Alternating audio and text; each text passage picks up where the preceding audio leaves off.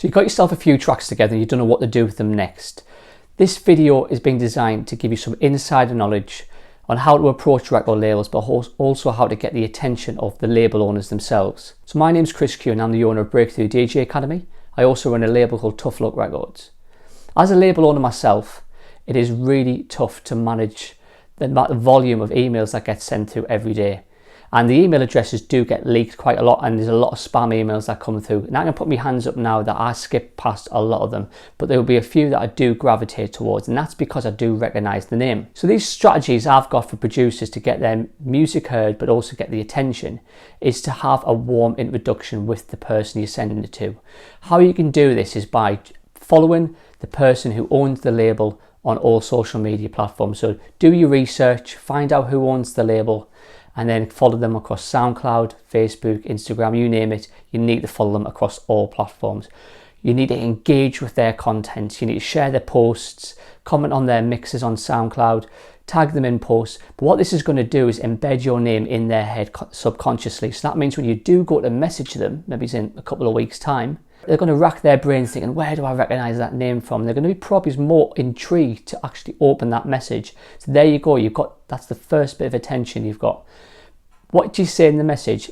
You don't want to be direct, you don't want to say, I want you to sign this track. Maybe put something forward, I've been writing some music, I'd love to get some good feedback on it.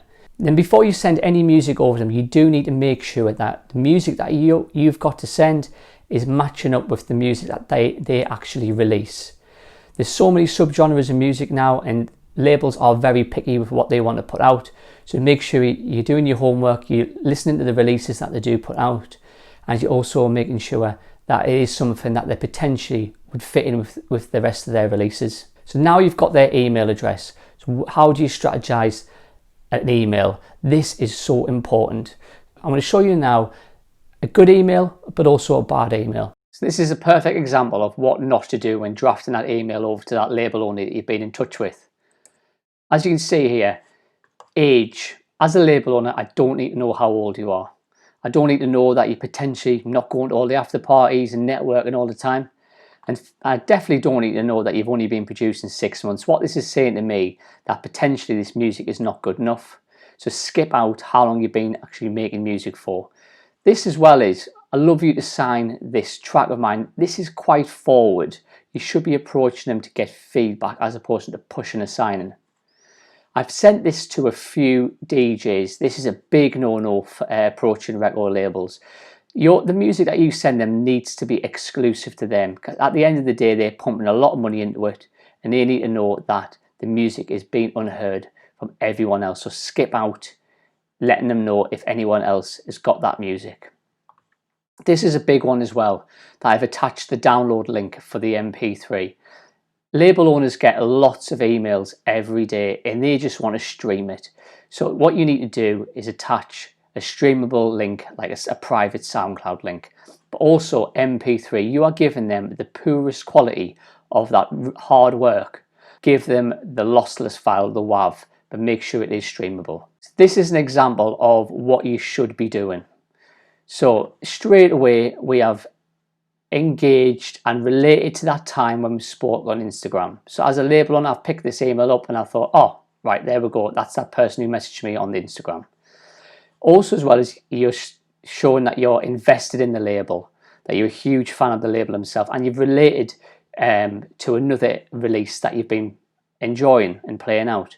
This shows that you've done your research. This is a good bit as well, is that you've headed down to the studio in the last few months to make an EP especially for Tough Luck. So this shows that this release you've designed especially for that label and that label only. And this bit is you're not being overzealous and you're just asking for feedback. You're not pushing for them to sign it, you just want feedback. So you've attached the private SoundCloud link. This is perfect. This is a streamable link, which means the label owner can just press it, flick through, and then probably save it for later or put it in another folder of all his favorite ones or their favorite ones from that bunch of emails for that day.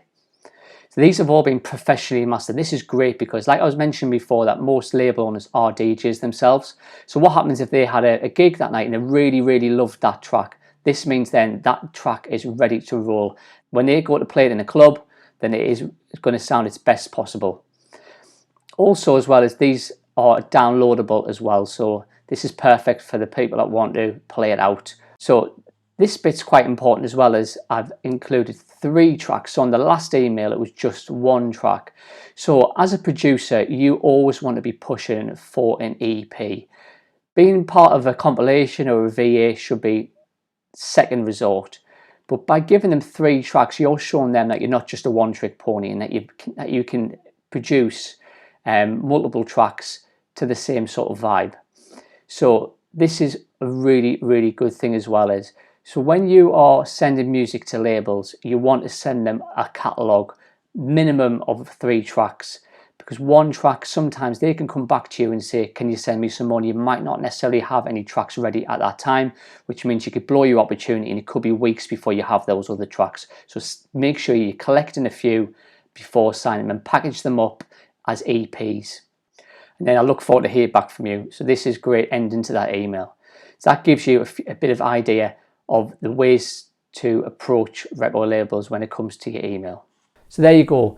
There's a few key tips on how to get the attention of record labels, but also how to approach them in the right way and how to draft a warm email. If you've got any questions about getting music signed, or you just want a bit of help, drop me a message in the comments below. Remember to hit the subscribe button so you'll be notified for any future videos.